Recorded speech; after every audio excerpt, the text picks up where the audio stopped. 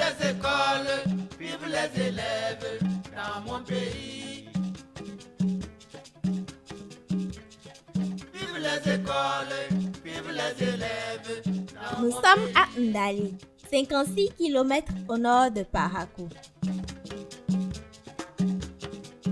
Ici, accéder à l'éducation est un combat de rude épreuve pour la communauté Peul.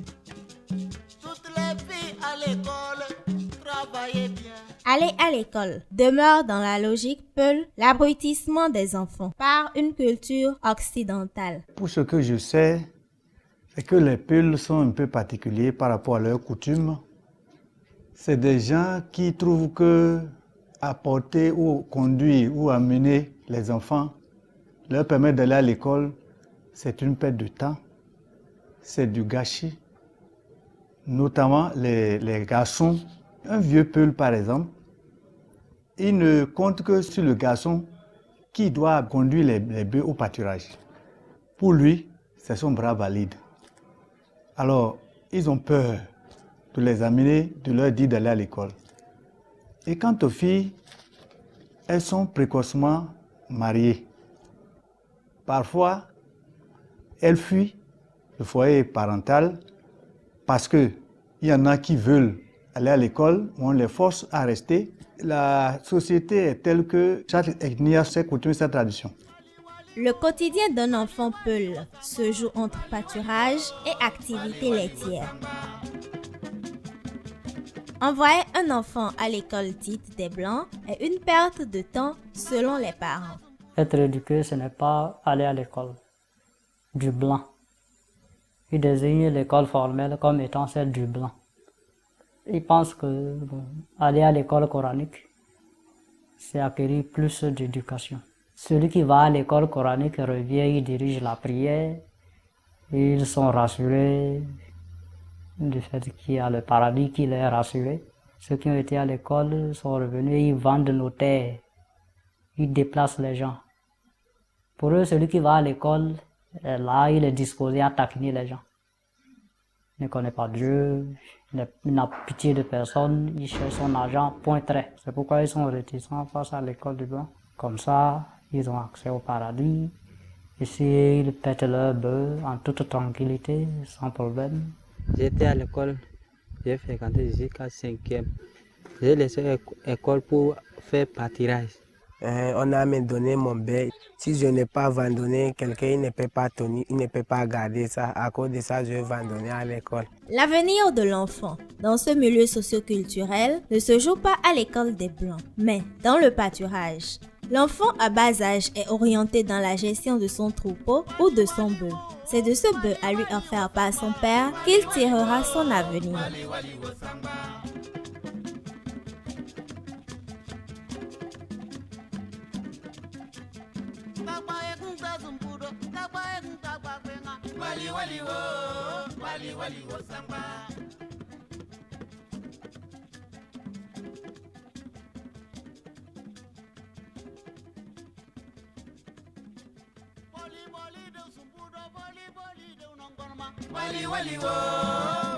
Et pourtant, l'intelligence d'un Peul est souvent remarquable. Lorsque par la force des choses, il évolue dans ses études. Là, les enfants, aussi bien filles comme garçons, Peul, se disent qu'ils sont capables, aussi comme les autres, de travailler, d'aller loin, de devenir quelque chose demain. Ils voient ce que les autres font, les amis font. Et en classe, ils brillent. Ils sont aussi brillants que les autres. Mes parents voulaient que je conduise les bœufs au pâturage. Mais moi, je vais étudier parce que aujourd'hui, nous les Peuls, si on n'a pas étudié et qu'on va en ville, on nous considère comme les moutons. On nous insulte partout. On nous dit, nous sommes comme des animaux. Donc, c'est pourquoi moi je vais étudier pour devenir quelqu'un de demain, pour qu'on ne m'insulte plus. Ce sont des élèves qui réagissent comme beaucoup d'autres. Mais la particularité ici, c'est qu'ils n'ont pas souvent la langue déliée.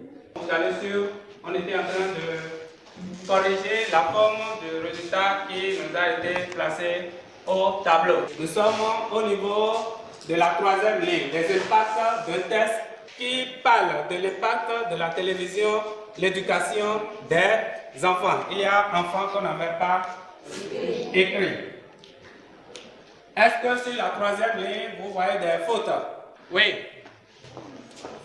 Il fallait dire l'impact de la télévision sur l'éducation des enfants. D'accord, c'est très bien dit, mais là, nous ne sommes pas encore dans le fond. Le Peul, quand il veut, quand il est dedans, on sent. Ils sont incomparables.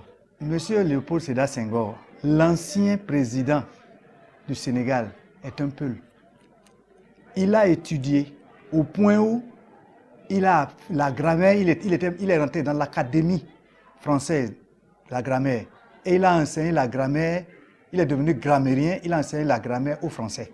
Étudiant Peul, très brillant en année de licence en géographie, Binan Yero s'en est sorti malgré son inscription par hasard à l'école. Moi, je suis à l'école par acrobatie.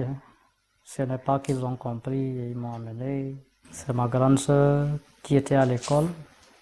Et moi, j'étais réservé au maître coranique. Subitement, elle a eu l'âge de se marier. Elle a dit, bon, elle n'a pas besoin de l'école. Elle est sortie, elle a abandonné. Le président un peu est venu menacer le vieux en disant, si vous n'avez pas envoyé l'un de vos enfants à l'école, bon Dieu, vous irez en prison. Il dit, mais celui-là, je l'ai réservé au maître coranique. Et il n'y a plus d'autres que je vais envoyer à l'école si ce n'est pas la grande sœur. Elle a refusé. Pour eux, quand l'enfant refuse d'aller à l'école, il ne faut pas le forcer. Il m'a dit, bon, remplace la grande sœur en attendant que le maître ne vienne. C'est ainsi que j'étais au CI. J'ai commencé du CI au CM1. Alpha est arrivé. Le jour-là, on m'a dit, bon, ne va pas à l'école, puisqu'Alpha est là et tu étais réservé à lui. Je suis resté, quand le directeur ne m'a pas vu à l'école, il est venu juste à la maison me demander, mais pourquoi aujourd'hui tu n'es pas parti à l'école? Je dis, mais c'est mes parents. Ils ont dit que j'étais réservé à Alpha et puis il est là. Donc demain on plie bagage, on s'en va. Je dis, ah non, jamais. Depuis le C, je suis premier jusqu'au CM1. Comment le premier de la classe va-t-il abandonner? Ce n'est pas possible, le directeur a refusé. C'est ainsi qu'Alpha est parti, j'ai continué. Du C, j'avais eu le CEP. J'ai fait l'internat de la 5e jusqu'en terminale. J'ai eu le bac. L'école est intéressante et c'est important encore. C'est bon d'aller à l'école. Même mes enfants vont aller à l'école. Parce que les femmes sont nombreuses ici, dans le village là. Et c'est moi seule qu'on a élue pour faire le relais communautaire. Je m'appelle Amadou Barikizou. Je fais la 4e. J'ai envie de continuer l'école parce que l'école est importante. Je vais devenir sage-femme parce qu'il aide les femmes à accoucher. Le conseil que je peux donner, c'est de chercher de donner les filles au mariage forcé, de les envoyer à l'école, au moins pour comprendre français. Comme les Bariba, les peuvent contribuer ou bien peuvent aussi contribuer au développement de la société. La preuve, c'est que nous avons des Peuls cadres qui sont aujourd'hui des acteurs de haut développement. Donc, ils invitent, qu'ils envoient leurs enfants à l'école pour qu'ils fassent comme ceux-là qui sont déjà acteurs de développement dans notre pays. Et il faut une sensibilisation, et il faut une motivation, et il faut aider ceux-là, surtout les parents qui sont encore réticents.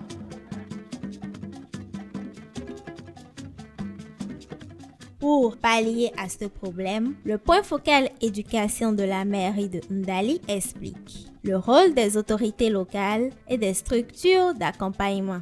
Il s'agit de récupérer les enfants qui n'ont pas la chance d'être inscrits à l'école ou bien qui ont été déscolarisés très tôt et de leur donner une seconde chance. Alors, ces enfants qui ont entre la tranche d'âge de 9 à 15 ans sont inscrits dans des écoles PAEFE pour recevoir en 4 ans une formation qui leur permette de savoir lire et écrire en leur langue et de savoir lire et écrire en français. Et ceci pour peut-être passer le CEP. Et la cible, c'est les enfants talibés, les enfants déscolarisés.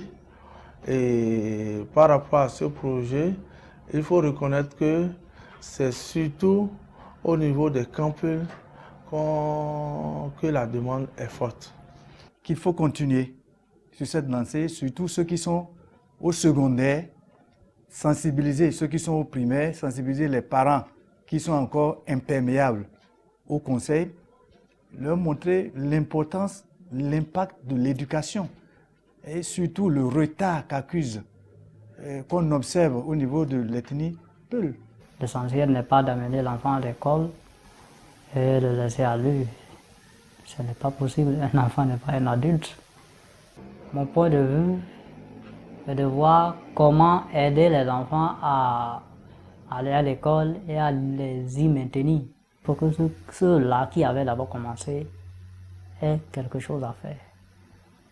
Il faut qu'ils aient quelque chose à faire. Sinon, tout de suite, vous allez dire à l'enfant, va à l'école, il va dire, mais écoute, vous voyez ceux-là qui ont devancé, ils ont quoi?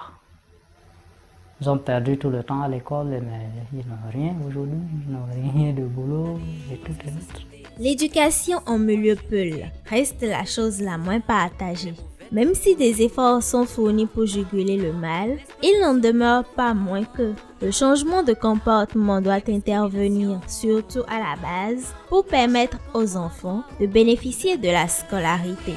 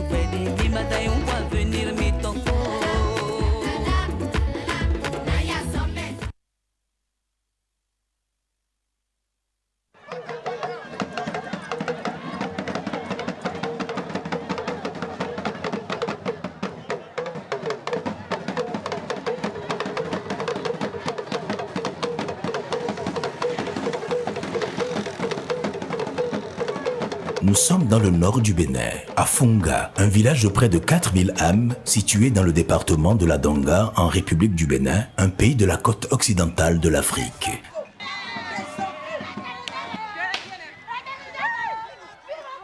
Les habitants de Fonga, aussi appelés Morés, sont composés de 60% de femmes, 40% d'hommes et 80% de ceux-ci exercent l'agriculture comme activité principale. Ici, la langue parlée est le yom.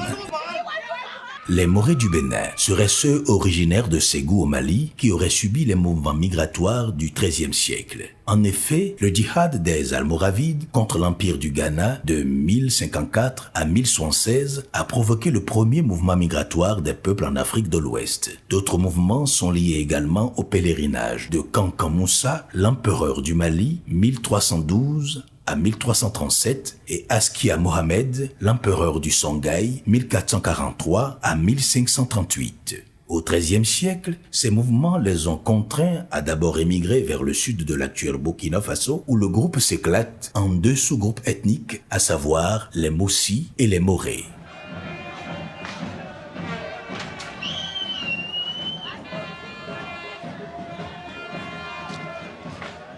Qu'ils soient au Bénin, au Burkina Faso ou au Togo, les Morés sont tous venus de Ségou au Mali. Ils constituent une grosse famille avec les Diarra et les Koulibaly et pratiquent les mêmes rituels. La force du groupe des Morés étant devenue gênante pour les Gourmandiers et les Tchokossi du Burkina, ils furent contraints de continuer leur conquête en direction de la Haute-Volta, l'actuel Burkina Faso. C'est ainsi qu'au XIVe siècle, ils s'installèrent dans le nord-ouest du Bénin, en pays Taneka à Kopargo. Grâce à l'hospitalité des autochtones retrouvés sur place, ils se sont installés afin de se protéger d'éventuelles guerres. Animistes, ils se firent accompagner dans tous leurs déplacements par la protection de leur divinité Adiarou Agama Soso.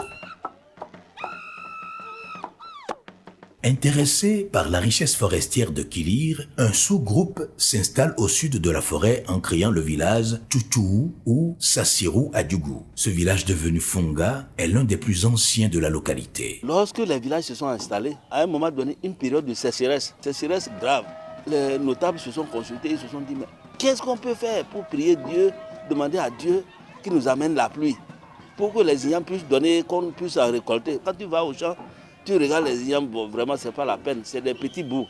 Ils ont imploré les mannes de nos ancêtres et il y a eu toute une semaine de pluie, de forte pluie alors. Et juste à la fin de la semaine qui a suivi, ils sont allés récolter les Ignams, les tubercules. Bon, il y avait des tubercules qui pesaient plus de 20 kilos. À l'instar de toutes les communautés du monde, les habitants de Funga célèbrent bien des fêtes en signe de reconnaissance aux bienfaits de leur Dieu protecteur. Pour eux, la plus importante de toutes les fêtes est le Agama Soso. Agama Soso est une fête culturelle et cultuelle. Alors, cette fête, elle est célébrée pour remercier un Dieu tout-puissant, pour avoir donné la chance à nos communautés de vivre, d'avoir une bonne santé tout autour des 12 mois écoulés. Et c'est l'occasion pour la communauté de remercier également Dieu pour avoir donné la chance de faire une culture agricole abondante. Agama Soso, une fête de l'amour, de la patience, de la tolérance, de la fertilité et de la fécondité, est un événement pendant lequel les habitants de Funga adoptent un accoutrement spécifique et une attitude assez particulière.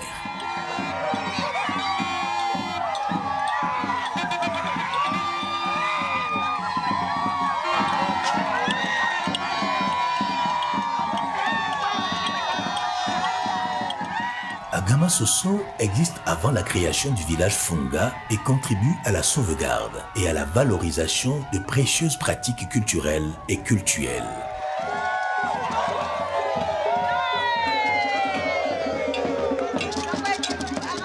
Pendant cette fête, la culture vestimentaire, les rythmes, les chants, les danses, les expressions de tir à l'arc, les démonstrations de la magie noire et la spiritualité endogène, conservées par les anciens, sont léguées à la descendance. Tout ce que vous êtes en train de voir a une signification. Parlons d'abord des cris. Les cris que nos jeunes frères, nos parents sont en train d'émettre, c'est des cris de joie. C'est pour montrer que l'événement nous appartient et que cet événement mérite d'être salué. Et c'est ça le symbole des cris. Et aussi annoncer que l'événement est déjà lancé et que tout le monde peut y prendre part.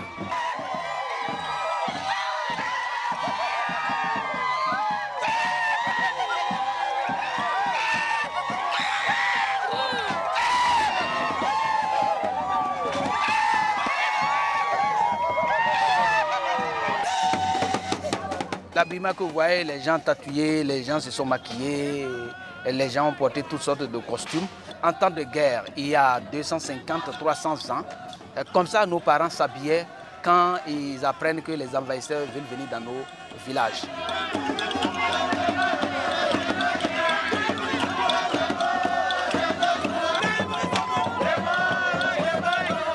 Et vous voyez, ils ont en main des armes, des coutelasses, des épées, des arcs, des flèches, etc. etc. Alors c'est pour dire que cet événement est un bloc pour mettre fin à la condamnation fallacieuse des religions exogènes qui aujourd'hui sont en train de venir condamner et traiter notre culture de satanique, de diabolique. Nous tenons nos armes aujourd'hui pour dire non. Nous, notre culture, c'est notre richesse, notre culture, c'est notre identité culturelle. Mais plus qu'un rituel porteur de bénédiction, pour tous ceux qui y prennent part, Agamassoso est aussi une fête de réjouissance. C'est une fête ambiante, c'est une fête, une occasion de partage, de l'amour, de la sagesse et aussi spirituelle. Parce que pour des personnes étant dans des problèmes, des difficultés, une fois que vous venez ici, à travers les rituels, vous avez la chance d'améliorer votre statut de vie. La célébration de cette fête rituelle comporte plusieurs étapes capitales, dont la plus surprenante est celle du marigot sacré. La première étape, c'est la veille. Les jeunes se sont mobilisés pour faire le tour du village et annoncer à toutes les concessions et à tous les sages pour dire vraiment l'heure est arrivée et nous voulons célébrer notre fête à Agamassoso. Aujourd'hui, vous avez vu le matin, dans le palais royal, le roi s'est fait associer de ses notables, les différentes têtes couronnées de son village, pour faire la libation. Et il a fait tuer un poulet blanc qu'on a laissé se jeter, se débattre lui-même et aller, il s'est posé sur son dos. Voilà, donc c'est la deuxième étape. La troisième étape maintenant, nous irons à la divinité Pira. C'est le gros arbre qu'on appelle en français le tamarinier. À travers ce tamarinier, les sages vont immoler un poulet blanc plus un bélier blanc.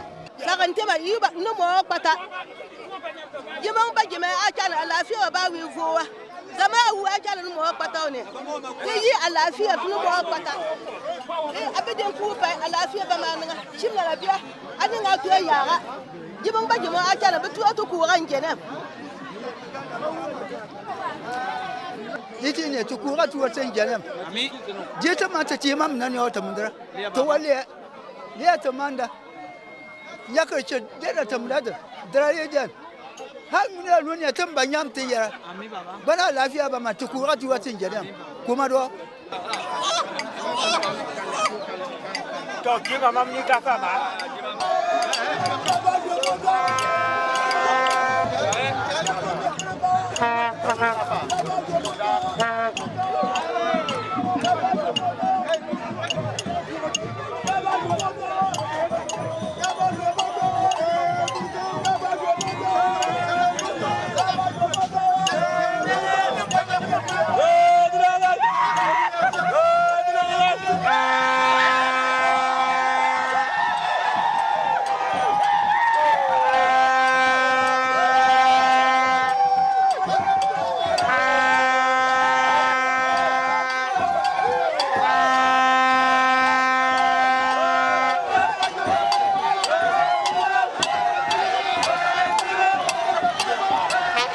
Après cette libation, les jeunes qui partiront pour le marigot vont danser, ils vont faire le tour de l'arbre, plusieurs séances. Après, les sages vont se retirer et vont donner le top. Et nous partirons pour le marigot.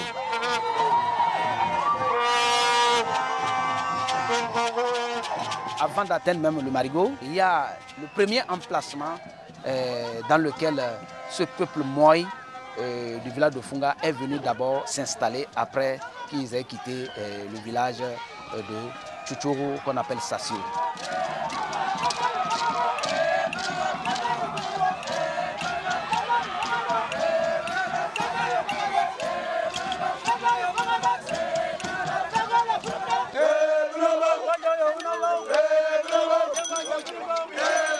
Lorsqu'ils ont quitté Sassirou, c'est par ici qu'ils sont passés, c'est ici qu'ils se sont installés. Et cette divinité qu'il y a ici, c'est la même qui est au village. Donc comme en se déplaçant d'ici, on ne peut pas déplacer une divinité, ils ont dû la laisser ici. Et chaque fois qu'il y a un événement, ils viennent ici pour faire la libation.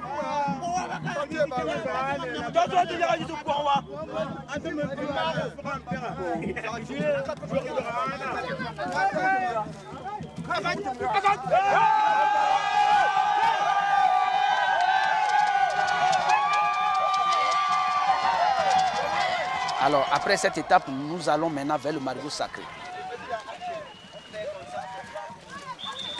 Arrivé là, et le notable va rentrer dans l'eau et il va faire la libation, il va faire tuer un poulet, il va se débattre dans l'eau et on le retrouvera sur son dos.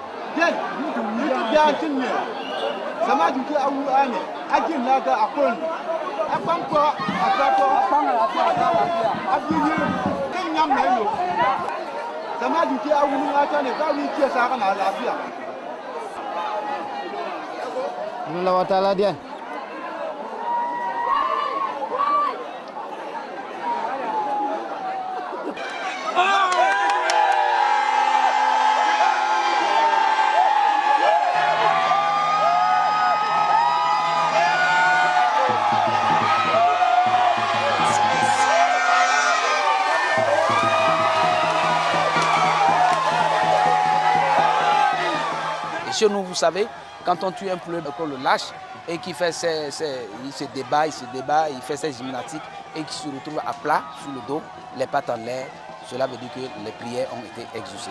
Et après ce signe, la population est très contente et se jette dans cette eau pour la baignade.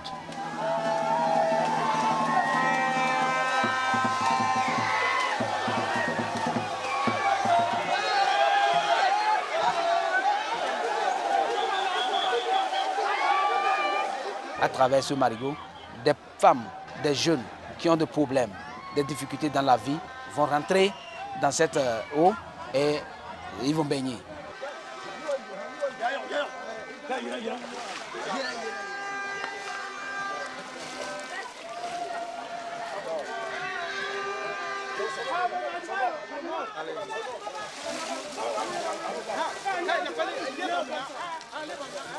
Après, on va tuer un bélier pour la dernière libation à ce niveau-là.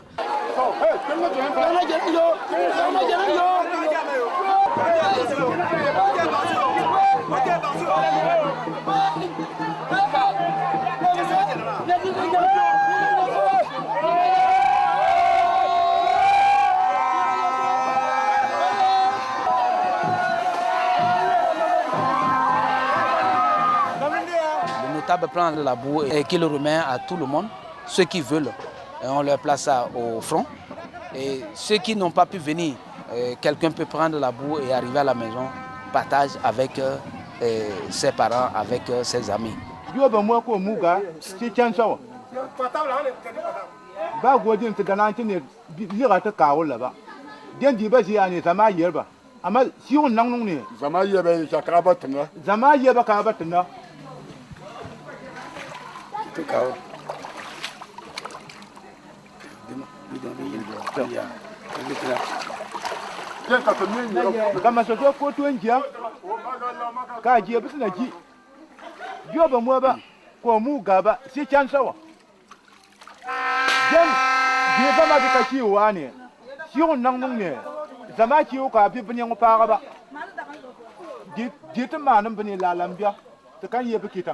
Voilà, après ça maintenant nous partons, on part de l'autre côté du village où aussi un sage nous attend pour la bénédiction. Là également, c'est une flaque d'eau intarissable et là vous prenez de l'eau pour boire ou vous prenez de l'eau pour amener à la maison pour faire ce que vous voulez avec.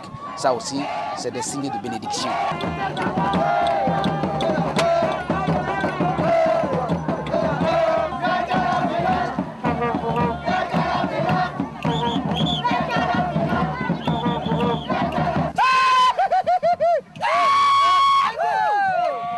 Même endroit aussi, on peut vous donner aussi de la boue que vous allez partir avec.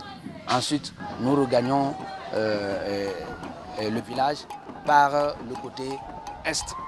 Et là aussi, nous sommes accueillis par un notable aussi qui nous donne aussi sa bénédiction.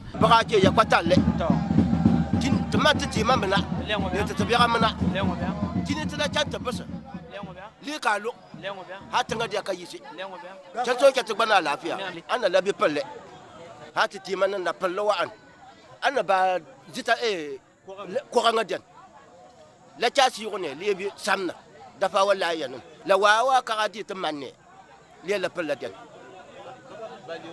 ba liwra le wi ngwe den la kutine dafa man bisimna la kutra chato ko alafiya ayina ba den chanso chaw bani adia adam bani ne chanso belo bani we jiwto bani mo pe chanso la belle ajiku minra ajiku nyino ko chanso mengonto ma wati taka fonga soka sawati faji di manya na kene ha siro ha nan nan ba wi wo mamma to faji wonan yidi me dan cento wane ta so bulle ba ni di me can sa ne ima ba lafiya aziki li ba can so men ngi ila on so can so nyam barka. À partir de ce palais, de ce vestibule devant ce notable, qu'on nous donne de cesser de ne plus crier.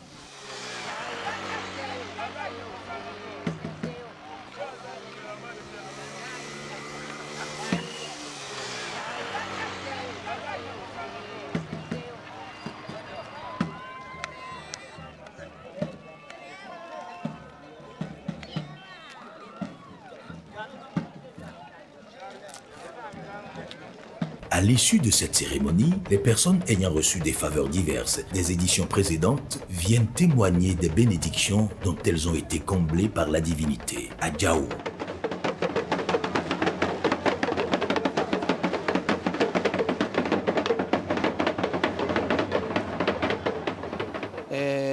Il y a de cela 4 à 5 ans, j'avais des difficultés avec mes femmes. Donc ces femmes, depuis que je les ai mariées, nous avons fait plusieurs années sans avoir de progéniture. Mais grâce à Agamasoso, j'ai eu de la chance de sourire et d'avoir des enfants autour de moi.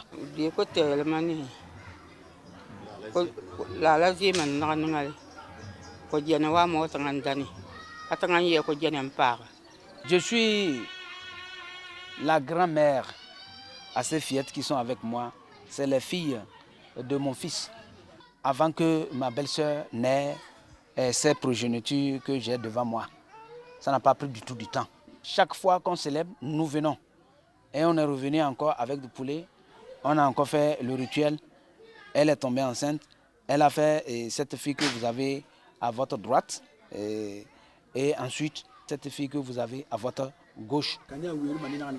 Et je n'hésiterai pas à dire à mes proches, aux gens même qui ont des problèmes que je ne connais pas, de tout horizon, je leur dirai, faites un effort.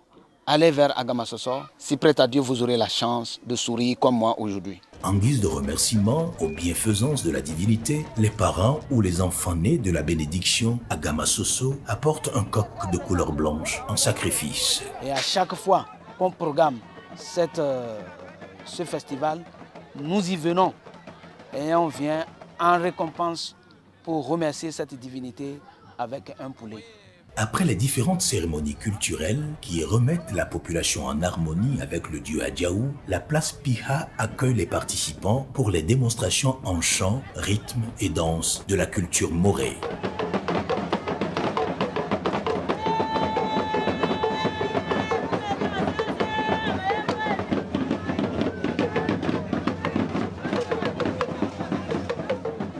Quand on dit la fête, chacun essaie de s'habiller comme il le veut. En m'habillant sous forme d'habillement de femme, en utilisant les costumes de femme, je veux me faire plaire aux gens.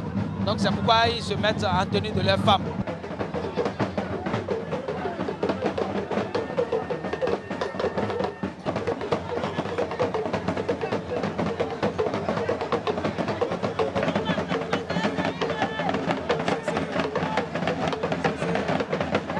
L'animation que nous sommes en train de vivre actuellement, c'est l'événement qu'on appelle l'événement de la démonstration de la puissance. Ici, les chansons ne diront pas grand-chose. Mais ce qui est important, c'est la danse elle-même, où chacun montre de quoi il est capable sur le point du surnaturel.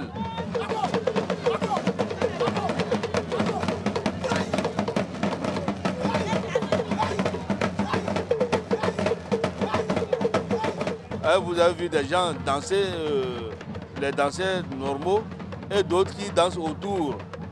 Ceux qui dansent, ils font le tour, c'est pour détecter tous ceux-là qui, par les jeux surnaturels, tentent de traverser ceux qui dansent. Vous avez deux jeunes derrière moi, l'autre qui est à ma droite, c'est eux, lui fait partie de ceux-là qu'on a identifiés pour amortir les missiles. C'est ainsi cette dame qui est à côté de moi aussi, elle fait partie de l'équipe. Des gens qui sont hors du public et qui sont en train de vouloir les provoquer chimiquement. Et ils envoient, et ceux-ci, une fois déjà identifié le missile, essaient de suivre la trajectoire et vont retrouver la personne. et de façon amicale. Et le traîne vers les sages et le présente aux sages. Ce dernier, s'il a un cadeau, ça peut être une pièce d'argent, ça peut être un bonbon, ça peut être une noix de cola et qu'il le remette aux sages.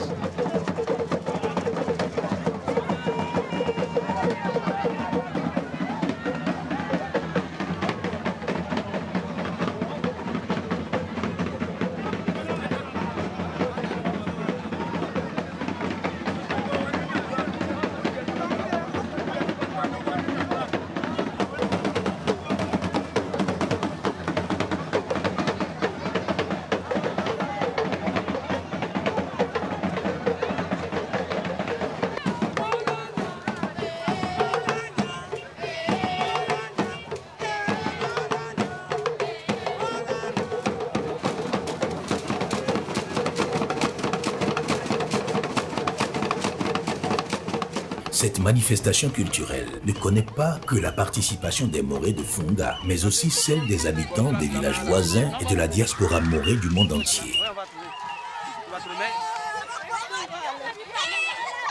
Parmi ces participants, certains sont venus chercher leur miracle et d'autres juste pour assister aux festivités. Je suis de la commune de Kopargo, précisément dans l'arrondissement ou à Pavegou. Donc j'ai quitté Pavegou pour venir célébrer la fête de Adama Soso à Funga. Je suis venu ici juste aussi pour participer à la fête. Moi-même, j'ai des difficultés de la reproduction, tout ça qui m'a amené. Et j'ai eu la bénédiction, vous avez vu le sable et au niveau de mon front et ma poitrine. Agama Soso offre un cadre d'opportunités multidimensionnel aux participants. C'est l'école de transmission des savoirs artistiques, culturels et spirituels à la jeunesse de Funga. À la fin des festivités, Ya Takbara, l'un des plus anciens de la caste des notables du village, raccompagne tous les participants par des prières et bénédictions.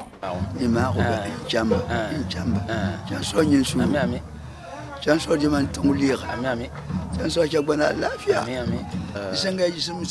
principal notable du village, c'est Yantakwara. Il a prié pour tous ceux-là qui sont venus et qui ont pris part à ce festival. Et ceux qui avaient des difficultés et qui sont venus dans l'intention que ces difficultés soient éliminées. Et il prie que Dieu exauce leurs prières, Dieu exauce leurs demandes, Dieu accomplisse leur satisfaction. Il prie aussi aux femmes enceintes, à celles-là qui ne sont pas encore enceintes, qui sont désireuses d'avoir de grossesse, que Dieu leur accorde ça. Il fait aussi appel à tout le monde, sans exception